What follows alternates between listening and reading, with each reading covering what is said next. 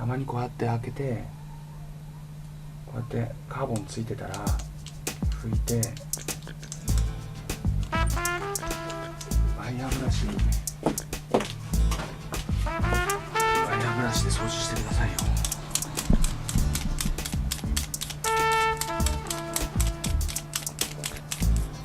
今帰り、まあ全然問題なく走ってるけど、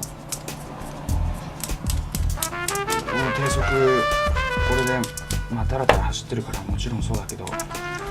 ちょっと全然かぶってるっていうかくすぶってるからさ、これを見ちゃうとさ、街乗りでさ、もっと燃料薄くしていいのかなとかって思うしさ、今125番じゃん。122でもいいのかなとかって思っちゃうんだよね。上は持ってないはずなんだ、たっさん。120と122。